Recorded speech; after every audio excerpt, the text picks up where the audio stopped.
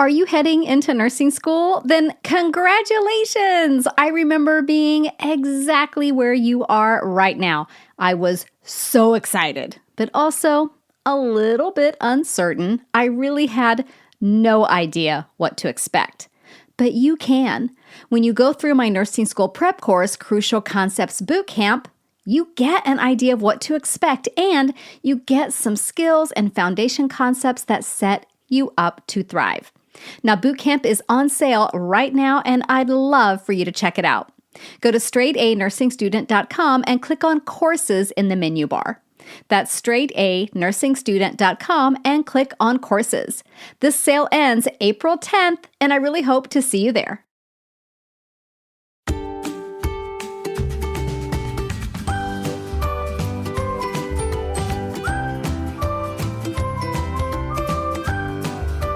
Hey everyone, it is Nurse Mo, and welcome back to the Straight A Nursing Podcast. It is episode 76, and today we're going to talk about how you can absolutely bulletproof your medication administration with the 5 rights. So in nursing school, there's a lot of rules, and to be honest, some of them don't make that much sense to me. Rules about tattoos, the color of your shoes, how long your hair is, some of them just add a lot of unnecessary stress. But there are some rules that I absolutely love because they're designed to keep both you and your patients very, very safe. So, few things in life are absolute, but I have to say, I think this one might be. It is my favorite rule of all of them, and I believe in it so much that I'm going to say it again. If you follow the rules of medication administration to the letter, you will not be able to make a medication error. Now, does that take a load off or what? So, I am going to go through all of these rules with you and we'll break them down one by one. So you'll hear a lot of people say the 5 rights, and those are the core 5 rights of medication administration. I've actually got a list that goes up to, I want to say 11. Yes, my list goes up to 11, but we're going to start with the 5 rights because your school is definitely at least going to teach you 5 ways to bulletproof your medication administration. And then we'll take it even farther with an additional 6 to really lock it in. So the 5 rights of medication administration are the right patient, the right med, the right time, the right dose, and the right route. So let's talk about each one of these one at a time. So the right patient. So the rule here ensures that you are giving your medication to the proper patient. So what this means is checking 2 unique identifiers with your patient. And that's typically going to be your patient's name and their birth date, or their name and their medical record number. So a lot of times we'll ask the patient, state your name and your birthday, and they'll tell us. You can't really ask a patient, state your name and your medical record number, because they'll look at you like you have 4 heads. So having the patient state their name and their birthday is a great way to double check their identity. Many hospitals also use those scanners for the patient's armband. That is another way you're going to check, but I don't want you to do that and rely only on that. If the patient is awake and can participate, ask them their name and their birthday as well. Maybe they've got the wrong armband on, guys. It happens. So you'll look at the information on that armband and then ask them or ask the family, verify your name and your birth date, please. And they will do that, and they are happy to do that because they realize you're doing that to keep them safe. Okay, so that's number 1, the right patient. The second right of medication administration is the right medication. So it's very, very important, guys, that you double check, triple check, quadruple check that you're giving the right medication to your patient. A lot of meds look alike, sound alike, like dopamine and dobutamine. very similar. Some meds come in a different color or a different shape depending on the manufacturer. So the yellow pill you gave yesterday that was round is today a little square that's white, but it's the same pill. You always have to check. I don't know if it would be that big of a difference, but I'm just saying they can often look different. Or maybe this has happened to me. Maybe whoever stocked the Pyxis machine accidentally put the pill packets in the wrong slot. So always double checking that the medication in your hand is what you expect it to be. You also want to check the printed name on the medication when you're pulling it from the medroom, and again at the bedside. So I like to check it in the medroom because not only is it right there at the place where I'm pulling it, but that's a distraction-free zone. We call it a red zone. And when you're in that red zone, no one is supposed to talk to you or distract you. And as you start working as a nurse, you will realize having a moment where there are no distractions is a blessing. So take advantage of that red zone, because I promise you, when you get into the room and you're working with patients or you're working with patients and their families, they will be asking you things and interrupting you constantly as you're trying to think through your patient's meds.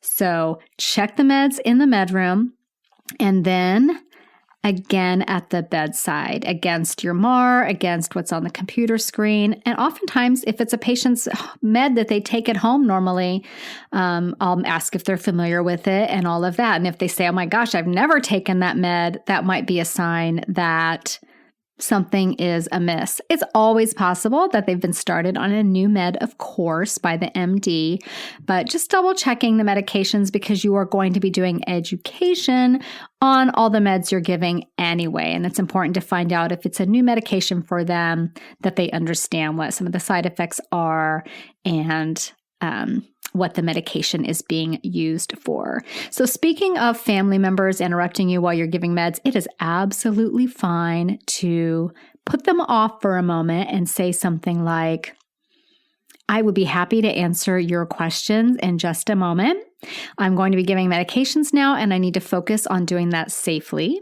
We'll go through each medication as I give it, but right now I need to just make sure I have all of the right doses and all of the right medications. And people are generally fine with that. They realize you're setting those boundaries for the patient's safety. So that was number 2, the right medication. Number 3 is the right time. So you've got your correct medication, you're giving it to the correct patient, but are you giving it at the right time? So you'll have 2 different kinds of medications to give: scheduled medications and PRN medications. So PRN medications are as needed, and these have to be given at specified intervals. For example, it might say morphine 2 milligrams, Q 4 hours PRN. So if you're giving morphine and you gave it at 9, you cannot give another dose until at least 4 hours have passed. So you cannot give any more until it's been at least 4 hours, which would be 1,300, right? 9, 10, 11. Yeah, 1,300. So making sure that you're not giving a PRN medication too early. And then we have scheduled meds, and those are due at set times. So at the facility where I work, there's a window of opportunity surrounding the due time on that med for what's considered late or outside of the parameter. And that's an hour on each side. So if the medication is scheduled for 9 a.m., that medication can be given between 8:01 a.m. and 9:59 a.m. So an hour on either side of that 9 a.m. When I was a student, however, at this same facility, our clinical professor wanted us to be a little tighter with that, and she would give us a 30-minute window on either side of that due time, which was basically fine because we really only had a couple of patients that we were working with anyway. But you always want to check and see what the expectation and the policy is so that you can plan your day. Okay, so that was PRN medications, specific time intervals. You cannot be early on that. And scheduled medications, there may be a little window on either side. You want to check and make sure that you're following your policy. And then number 4 is the right dose. So you always want to make sure, of course, that you're giving the proper dose to the patient. Are you supposed to give 2 tablets, half a tablet? If it's an IV medication, have you drawn up the correct number of mils in your syringe? With this step, I want you to really think through the dosage and ensure you're giving the right amount. So I would say one of the biggest mistakes I've seen happen is giving a med and then realizing, like if it's a tablet or something, that you were supposed to cut it in half. So this happened to me a long time ago. I was taking care of a patient who was getting aspirin with a suppository, and giving suppositories to an intubated and sedated patient is kind of a big group project because you've got to get someone to turn the patient and hold them, and then you give the medication, and depending on how much other stuff they have going on, there might be another person there to watch the lines or the ventilator tubing or whatever. So when the people showed up to help me, I had to be ready to go. So I grabbed my suppository, so focused on the mechanics of moving this patient that I completely forgot to cut the suppository in half. Of course, I remembered as soon as it was just right outside of my grasp. And that's always how mistakes happen, right? So this happened. I immediately had to go fess up because you cannot cover up ever a medication administration error. I don't ever want you to do that. If you make a medication administration error, you have to tell someone. Do you understand? So I found the ordering physician, told her what had happened, and that I had given, 325 milligrams of aspirin instead of whatever the half dose of that was. And she said, "Oh, it's fine. It's fine. Don't worry about it." But I had to go tell somebody anyway. Thank goodness it wasn't something like, too much morphine or too much insulin or something like that. So it taught me a very, very good lesson though. Even if there are a lot of moving parts, take your time, slow down. If you need to cut something in half, definitely cut it in half, okay? Here's another little tip I want to share with you guys. If you ever find yourself having to open multiple vials, multiple pill packs, I want you to step back and ask yourself if you are sure you have the correct dose. Ask another nurse to check your math. Call the pharmacy for an expert consultation. Yes, there are times when you're giving your patient 5 Renvolas because they are a kidney patient and that's their normal dose, or 3 or 4 gabapentin capsules. But if you're opening a lot of different vials of something, that's usually or often a sign that you've done your math wrong and you need to double check it. So giving the right dose, very important. If you ever give the wrong dose, you immediately must tell the ordering physician so A, they know, B, your integrity remains intact, and C, if there is any potential harm for the patient, it can be mitigated to the best of everyone's abilities at that time. Okay, so that's number 4. Number 5 is the right route. So you also want to make sure that you're giving the medication by the proper route. Some medications are PO liquids that you would not inject into an IV, right? Some medications are liquids that just soak under the tongue. You wouldn't have the patient swallow them. Just things like that I want you to really think about. Sometimes lactulose, which patients can drink, or the pharmacy and the MD actually may order as an enema. So you always have to make sure you're giving it by the correct route. Sometimes insulin is given sub-Q. Sometimes insulin is given IV. Haldol can be given as an IV or an IM. So always know which route you're using. If you're ever having to jimmy something together to give a medication, I want you to step back and ask yourself if you're doing the right thing. So I don't remember how many years ago this was, but a nurse hooked up a patient's tube feeding to their IV. somehow. So those two tubing components don't have anything in common, and I cannot figure out how she was able to get the tube feeding connected to an IV.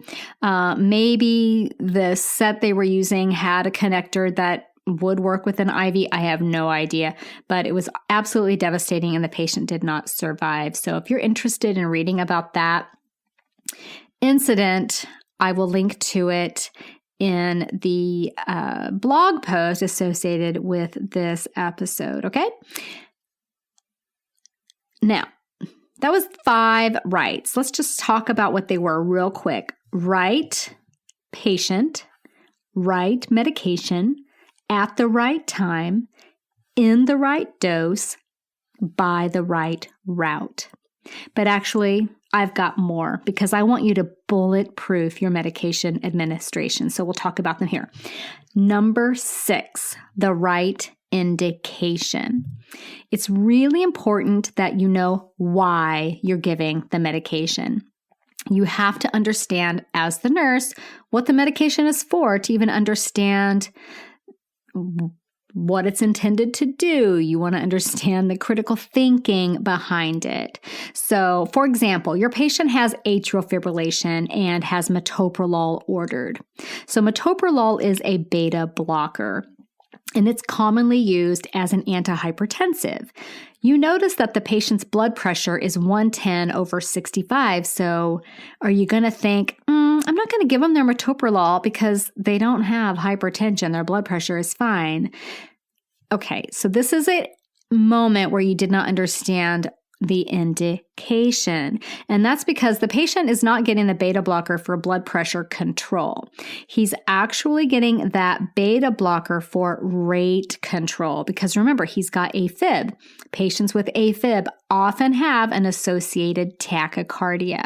So by knowing that your patient was prescribed a beta blocker for rate control, you would know, it's important that he get his beta blocker so that his heart rate doesn't jump up to 130, okay?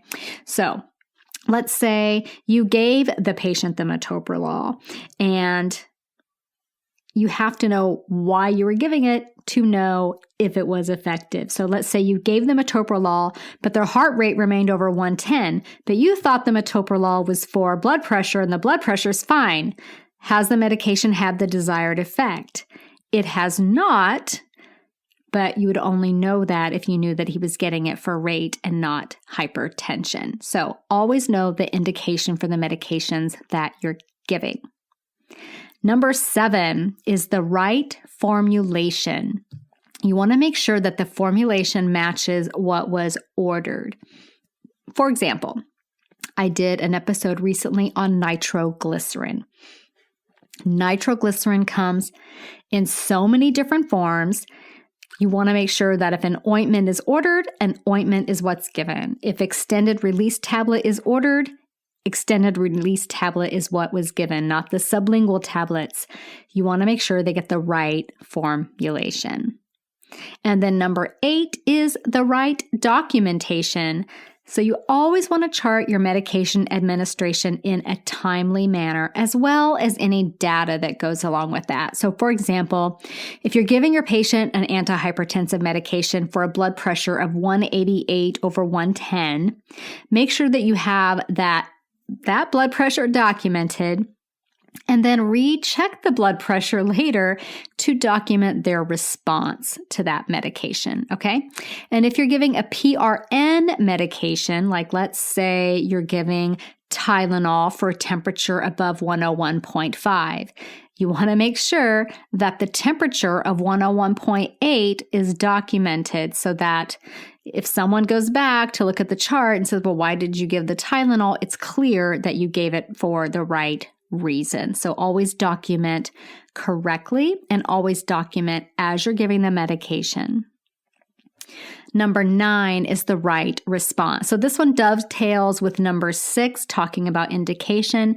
You give the medication and then you want to observe the patient to see if they have had that response that you've expected.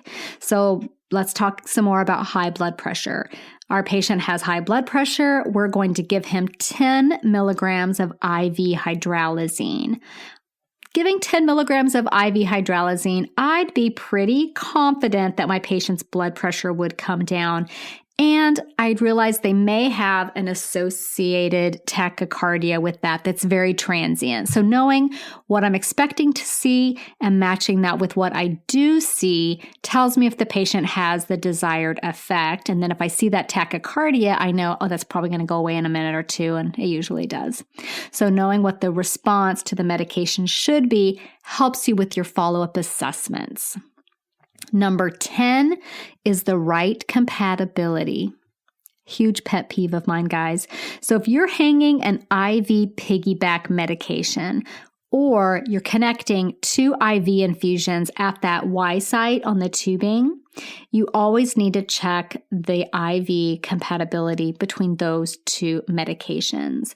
So something I see all the time, and it makes me bonkers, is a patient will have lactated ringers running as their primary IV infusion. And then their IV piggyback medication will be there, and someone gave it because the bag is still there. It's not compatible with lactated ringers because lactated ringers has some calcium in it.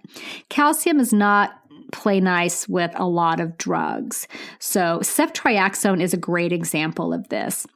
If you've got your patient with lactated ringers running as their primary, and you hang ceftriaxone as a secondary off of that, those 2 drugs are going to mix a little bit. And when ceftriaxone is combined with lactated ringers, it can form a precipitate in the blood that can injure the patient's lungs, their kidneys, their gallbladder. It's not good for the patient. So anytime I've got lactated ringers running as my primary, and I've got IV piggybacks to give, I will set up a separate set just for the piggybacks. I'll put a little bag of saline to be, kind of the carrier for the piggyback medication, and then get my piggybacks running with saline and not lactated ringers for that reason, because of that calcium component in the LR. Another tip is that if any solution becomes cloudy or discolored when combined with another substance, you will stop what you're doing and double check compatibility. Just because something like LR, lactated ringers, is a common IV solution does not mean that you can just piggyback or mix anything and everything in with it. So always checking, looking at what's in your syringe. And like the other day, I went to give a patient some, fentanyl, I believe. And when I attached the syringe to the port on the IV tubing, and I drew back a little bit because I wanted to dilute my fentanyl with some normal saline, my fentanyl turned green. And that to me was alarming, and I hope it would be alarming to you as well. Turns out it was just something that they used in pre-op. It was benign, but because I did not know that at the time, better to be safe than sorry, I took that whole IV set down, hung a new one, got fresh fentanyl, and gave it that way. So anytime something changes colors, becomes cloudy, forms precipitate, you always want to triple check that you're doing the right thing and that things are compatible. And then number 11, the last one in our 5 rights that grew to 11, is the right contraindications. So I always want you to be aware of any contraindications that could alert you to reasons not to give a medication. So a big one here is allergies, of course. So you'll always check a patient's allergies before giving them a medication. And especially if you're giving patients something for the very first time, like an IV antibiotic, hang out and make sure they're not going to have an allergic reaction in those first few minutes, because if they do, it can be a very serious thing. So if I'm giving someone an antibiotic, like an IV antibiotic for the first time, I try to hang out in the room for the first bit just to make sure that they don't have a reaction.